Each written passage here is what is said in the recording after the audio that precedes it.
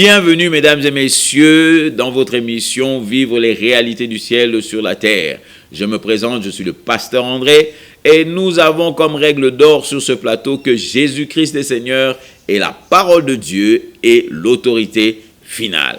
Alors nous continuons exactement là où nous nous sommes arrêtés hier. Nous sommes toujours dans le sujet de la prière, nous parlons de la prière. Mais hier nous sommes arrivés sur un élément qui est très important, qui est l'élément de la joie. Alléluia.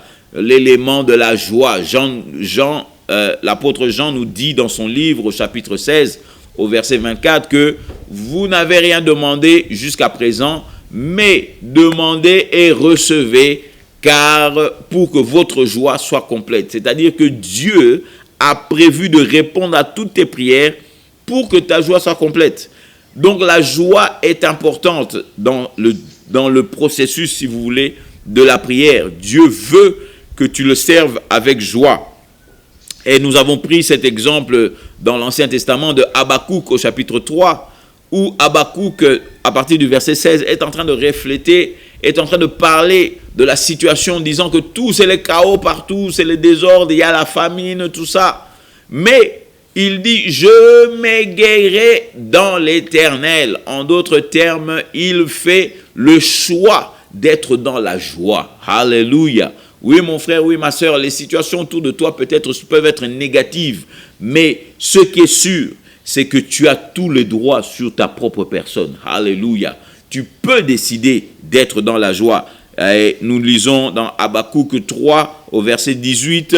N'oubliez pas, dans cette émission, Bible en papier, bic et un bloc-notes pour écrire tout ce que le pasteur André dit afin que tu puisses l'étudier. Maintenant, regarde. Il dit, mais moi, je me réjouirai en l'Éternel. Je me réjouirai. C'est moi qui prends la décision de me réjouir en l'Éternel. C'est moi qui décide d'être dans la joie. Alléluia. Bien que les situations ne sont pas favorables, mais je décide d'être dans la joie. Donc, mon frère, ma soeur, tu as tout le pouvoir sur ta joie. Alléluia. Je vais te montrer encore un autre verset ici, où l'apôtre Paul est en train de dire, alléluia, au Philippiens 4, verset 4, alléluia. Moi, je lis à partir de Darby, qui peut différencier de lui second, mais ne vous en faites pas, les idées sont les mêmes. Alors, regardez ça, il le dit clairement, Philippiens 4, au verset 4, il dit, réjouissez-vous toujours dans le Seigneur. Réjouissez-vous toujours dans le Seigneur. C'est-à-dire que tu ne peux pas, comme aujourd'hui, on voit les chrétiens, oh, comment tu vas? Ah, je ne suis pas de bonne humeur, je ne me sens pas bien, oh, l'élo pendant la sépélité. Papa, tu es en train de pécher, parce que la Bible dit, réjouissez-vous toujours. C'est-à-dire que je n'ai pas le choix, je n'ai pas le droit d'être de mauvaise humeur. Je n'ai pas le droit, en tant qu'enfant de Dieu, je n'ai pas le droit d'être de mauvaise humeur. Pourquoi? Parce que Dieu m'a appris que c'est moi qui décide d'être dans la joie. D'où je peux mal me réveiller, mais je décide d'être dans la joie. Je peux être dans un endroit où mes collègues dans mon travail, par exemple, mes collègues sont en train de vraiment détruire mon humeur. Mais je peux décider d'être dans la joie. Alléluia. Et regarde, il dit, réjouissez-vous toujours dans le Seigneur. Il dit, encore une fois, je vous le redirai, réjouissez-vous. Alléluia. C'est-à-dire que tu dois servir l'Éternel, ton Dieu, dans la joie. Tu dois vivre ta vie dans la joie. Et un homme de foi, une femme de foi, ne choisit pas si elle doit être de bonne humeur ou de mauvaise humeur. Alléluia. Comme j'entends souvent les gens dire, je me suis réveillé du mauvais côté du lit. Mais papa, c'est ton problème. Rentre dans ton lit et réveille-toi du bon côté. Alléluia. Thank you. Alléluia. Merci Jésus. Parce que regarde ce qu'il dit. Réjouissez-vous. Fais le choix d'être dans la joie, papa. Et tu verras que peut-être, si tu es dans la joie plus souvent, tu seras plus heureux. Et puis, Dieu répondra beaucoup plus facilement à tes prières. Alléluia. Et je vais te dire une chose. Et tes prières auront beaucoup plus de sens. Vous savez qu'il y a une différence entre quelqu'un qui prie dans la tristesse et quelqu'un qui prie dans la joie. Alléluia. Quelqu'un qui prie dans la joie loue le Seigneur, glorifie le Seigneur, magnifie le Seigneur. Mais quelqu'un qui prie dans la tristesse pleure de ses fautes il pleure de ses malheurs, se plaint de ce qui se passe autour de lui, parce qu'il est dans la tristesse. Oh, Nzambe, ozomonate ke nazana mawa, nazana banate, nazana mobilité. C'est comme ça. Mais si tu es dans la joie, tu te réjouis toujours, tu vas dire Alléluia. Merci Seigneur Jésus de ce que j'aurai des enfants. Merci Seigneur Jésus de ce que j'aurai un mari. Merci Seigneur Jésus de ce que tu es bon. Alléluia. Prie le Seigneur dans la joie. Maintenant, pour terminer ce chapitre de la joie, je voudrais terminer dans l'Ancien Testament. Alléluia. Mon frère, il y a une malédiction qui est attachée à ceux qui servent Dieu sans la joie. Alléluia. Je vais t'emmener dans Deutéronome 28. Deutéronome 28. Alléluia. Ne vous en faites pas. On parle toujours de la prière. Mais je suis en train de parler, je suis dans le chapitre de la joie. Comment la joie est importante même lorsque l'on prie. La joie est importante quand on sert le Seigneur. Alléluia. Maintenant, regarde, Deutéronome 28, au verset, si vous voulez, on commence à partir du verset 45. Il dit ceci. Et toutes ces malédictions viendront sur toi et te poursuivront et t'atteindront jusqu'à ce que tu sois détruit. Alléluia. Mon frère, ma soeur, il ne faut pas jouer avec les malédictions. Il ne faut pas croire que lorsque tu tombes malade, c'est parce que le diable veut que tu restes à la maison seulement 2 semaines. Le but de la maladie, c'est de te détruire. Alléluia. Mon frère, ma soeur, le but de la maladie, c'est de te détruire. Le but de la famine, ce n'est pas de te montrer ou de t'enseigner combien Dieu te montre que c'est lui qui te donne l'argent pour manger. C'est faux. Quand tu ne manges pas, papa, c'est un produit de la malédiction. Quand tu souffres, c'est un produit de la malédiction. C'est le diable qui essaie de te détruire. Et la Bible dit que lorsqu'une malédiction vient sur toi, elle va rester sur toi jusqu'au moment où elle va te détruire. C'est pour ça que dès que la maladie se présente, il faut la chasser. Dès que la pauvreté se présente, il faut la chasser au nom de Jésus-Christ. Dès que la mort se présente, il faut la chasser. N'accepte pas la mort, n'accepte pas la pauvreté, n'accepte pas le manque, n'accepte rien de ce qui vient du diable.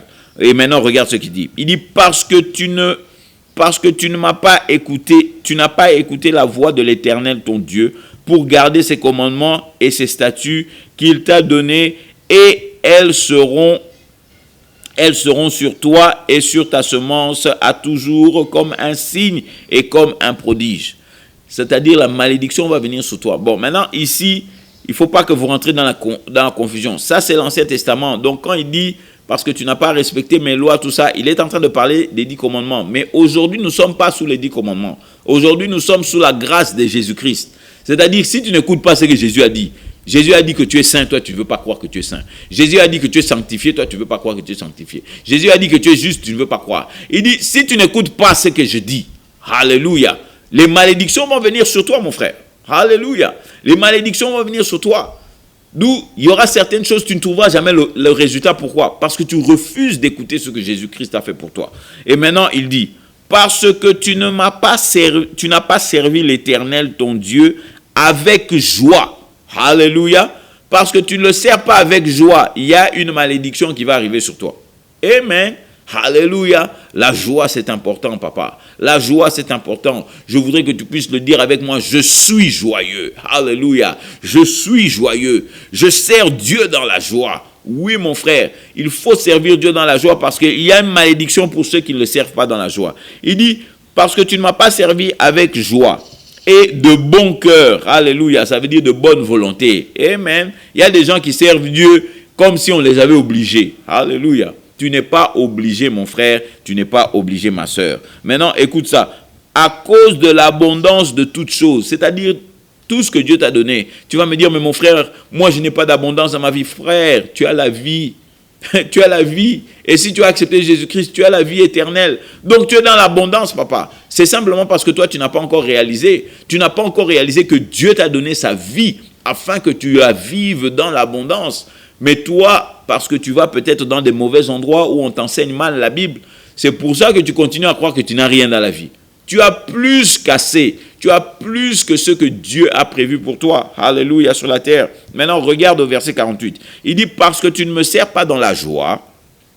Alléluia. Parce que tu ne me pries pas dans la joie. Il dit ceci. Tu serviras dans la faim, dans la soif, dans la nudité et dans la disette de toutes choses. Alléluia. Écoutez-moi bien. Tu serviras dans la faim, la famine, la soif, la nudité, manque d'habits, tu n'as rien, et la disette de toutes choses, c'est-à-dire dans le manque de toutes choses. C'est le résultat des individus, surtout là je parle aux enfants de Dieu. C'est le résultat des enfants de Dieu qui ne servent pas Dieu avec joie et avec bonne volonté, avec bon cœur. Parce que vous ne servez pas Dieu avec bonne volonté et bon cœur. Voilà pourquoi vous êtes dans la disette, vous êtes dans la faim, vous n'arrivez pas à vous habiller et vous n'avez pas d'argent. Alléluia. Mon frère, ma soeur, Dieu veut prendre soin de toi, mais il faut faire les choses selon ses règles. Et ces règles à lui disent quoi? Que tu dois me servir dans la joie. Amen. Alléluia. Amen. Les gens me diront, mais qu'est-ce que ça a à voir avec la prière? Papa, il faut prier dans la joie. Amen. Quelqu'un qui prie dans la joie, c'est quelqu'un qui sait exactement comment Dieu va l'utiliser. Alléluia. Amen. Amen. Amen. Donc, là, je suis en train de parler maintenant de la joie lorsque tu sers le Seigneur. Amen. Alors, dans notre esprit de prière, nous avions parlé de la prière, nous avions dit que la prière, c'est la source de toute chose. Un chrétien qui ne prie pas, c'est comme une voiture qui n'a pas de moteur. Alléluia. Une voiture qui n'a pas de moteur ne peut pas avancer. Tu peux avoir une très belle voiture, la décoration formidable, mais si elle n'a pas de moteur, elle n'avancera pas. C'est ça la prière. La prière, mon frère, n'est pas essayer de faire seulement du bruit pour que Dieu t'entende ou bien pour impressionner les gens que ndeko oyo asambela kamingi. Non mon frère, non ma soeur. La prière est le moyen que tu utilises pour faire rentrer la puissance de Dieu sur cette terre et puis comme je dirais, utilise ta bouche pour créer le monde que tu veux. Alléluia. Jésus-Christ a dit, tout ce que vous demanderez au Père en mon nom, il vous le donnera. Donc, Jésus-Christ sait que ta chrétienté, pour qu'elle soit effective, pour qu'elle soit efficace plutôt, il faut absolument que tu aies cet élément qu'on appelle la prière dans ta vie. Alors, nous avons dit la prière, c'est une source pour nous. Je veux vous montrer quelque chose dans 1 Jean. Alléluia. 1 Jean. Nous allons dans 1 Jean. Alléluia. 1 Jean chapitre 3. Chapitre 3 au verset 22. Alors, 1 Jean chapitre 3 verset 22, il dit ceci. Et quoi que nous demandions, nous le recevons de lui parce que nous gardons ses commandements ou bien ses paroles et que nous pratiquons les choses qui sont agréables devant lui. Alléluia. Écoutez bien, il n'y a pas d'ambiguïté ici. Il dit clairement que lorsque tu marches selon la parole, lorsque tu écoutes la parole de Dieu, nous prions et nous recevons. Ce n'est pas que nous prions et nous attendons de recevoir. Je sais que la religion vous a tellement mis dans la tête qu'il y a la prière, il y a le temps qu'il faut attendre et puis il y a la réponse. C'est faux.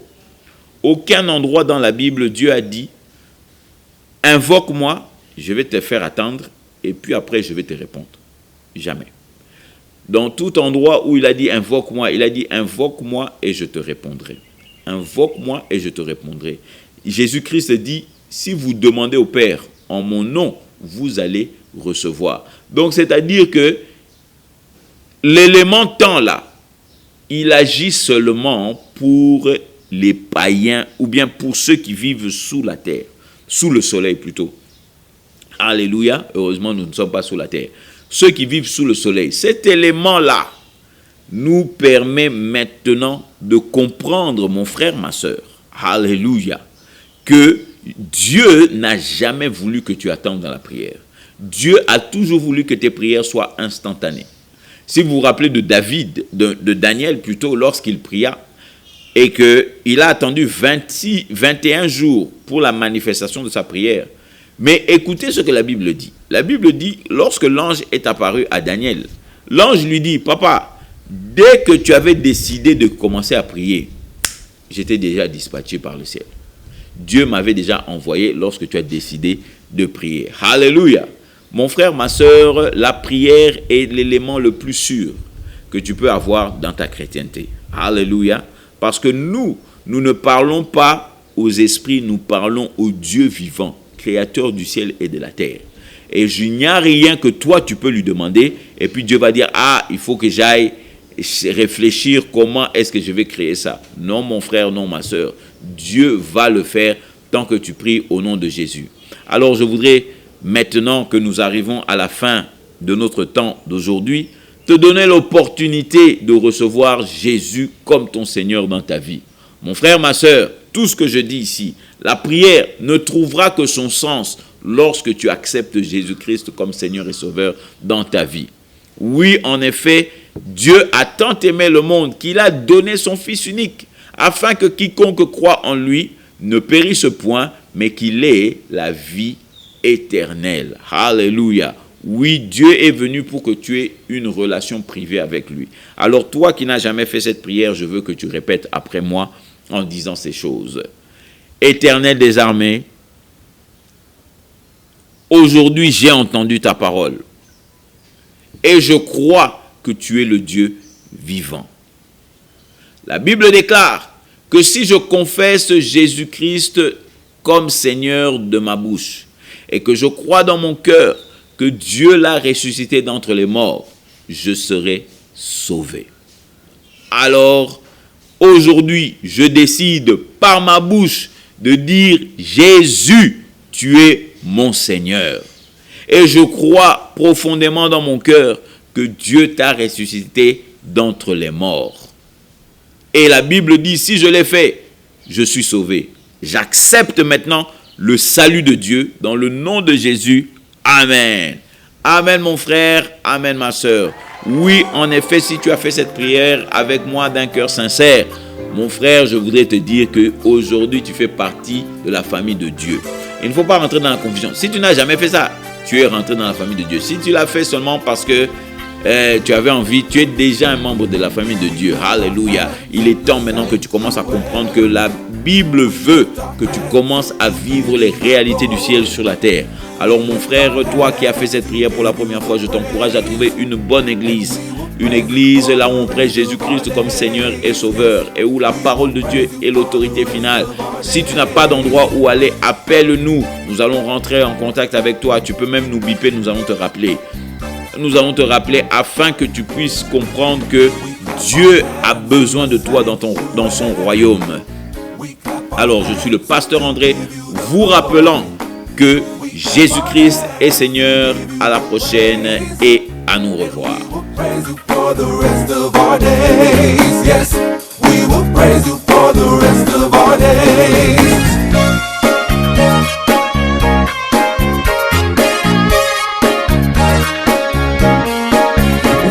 A song in the sanctuary. We sing a song to give you the glory. We sing a song to give you the praise. And we will praise you for the rest of our days. Yes, we will praise you for the rest of our days. Jesus, we give